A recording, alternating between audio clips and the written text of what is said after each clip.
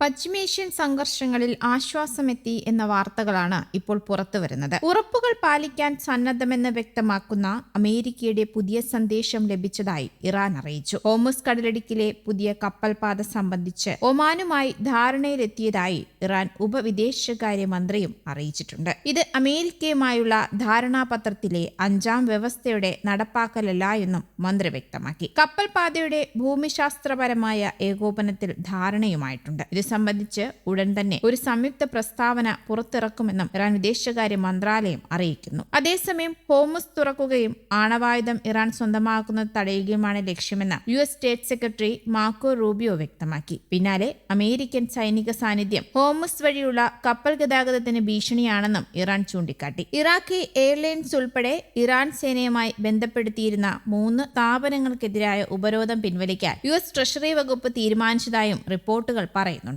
ഇറാനെതിരെ സൈനിക നടപടി സ്വീകരിക്കുന്നതിനേക്കാൾ നയതന്ത്ര ധാരണയിലെത്താനാണ് താൻ മുൻഗണന നൽകുന്നതെന്ന് US പ്രസിഡന്റ് ഡൊണാൾഡ് ട്രംപ് പറഞ്ഞിരുന്നു. ലാസ് വേഗാസിൽ നടന്ന പൊതുപരിപാടിയിൽ സംസാരിക്കവെയാണ് ട്രംപ് തന്റെ നിലപാട് വ്യക്തമാക്കിയത്. ആളുകളെ കൊല്ലുന്നതിനേക്കാൾ ഇറാനുമായി ഒരു കരാറിലെത്താനാണ് ഞാൻ ആഗ്രഹിക്കുന്നത് എന്നാണ് ട്രംപ് പറഞ്ഞത്. എന്നാൽ നയതന്ത്ര ചർച്ചകൾ പരാജയപ്പെട്ടാൽ സൈനിക നടപടി ഒരു ബദലായി മുന്നിലുണ്ട് എന്നും അദ്ദേഹം മുന്നറിയിപ്പ് നൽകുന്നുമുണ്ട്. 2ാം ലോക മഹായുദ്ധത്തിന് ശേഷമുള്ള ഏറ്റവും വലിയ സൈനിക ആക്രമണത്തിനാണ് അമേരിക്ക ലക്ഷ്യമിടുന്നത് എന്ന് ട്രംപ് വെളിപ്പെടുത്തി. എന്നാൽ ഇറാനിയൻ അധികൃതർ ചർച്ചകൾക്ക് അഭ്യർത്ഥിച്ചതിനെ തുടർന്നാണ് ആക്രമണ പദ്ധതി താൽക്കാലികമായി നിർത്തിവെച്ചതെന്നും ട്രംപ് അവകാശപ്പെടുന്നുമുണ്ട്. ഇറാനെ ഒരു കാരണവശാലും ആണവായുധം സ്വന്തമാക്കാൻ അനുവദിക്കില്ല എന്ന അമേരിക്കയുടെ നിലപാട് അദ്ദേഹം ആവർത്തിക്കുന്നുമുണ്ട്. ഇറാനുമായുള്ള തർക്കം പരിഹരിക്കപ്പെടുന്നതോടെ ആഗോള വിപണിയിൽ എണ്ണ, പെട്രോൾ വില ഗണ്യമായി കുറയുമെന്നും ട്രംപ് പറഞ്ഞു. പ്രശ്നങ്ങൾ അവസാനിച്ചാലുടൻ വില താഴേക്ക് കൂപ്പുകുത്തുമെന്നും അദ്ദേഹം കൂട്ടിച്ചേർത്തു. ഇതിനിടെ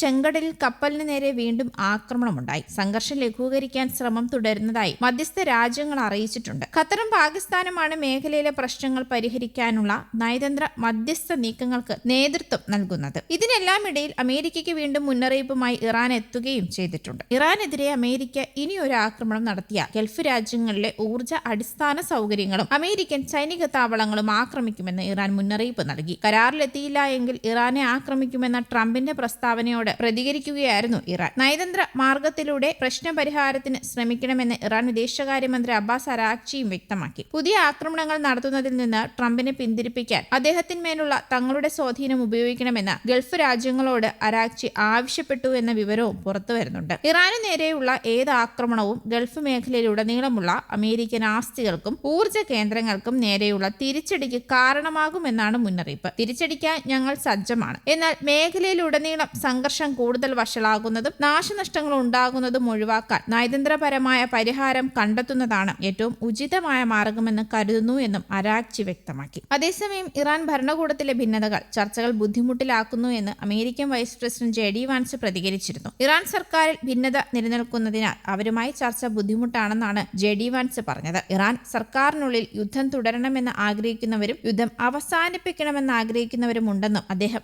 ചൂണ്ടിക്കാട്ടുകയും ചെയ്തു. News desk Kerala Kaumudi.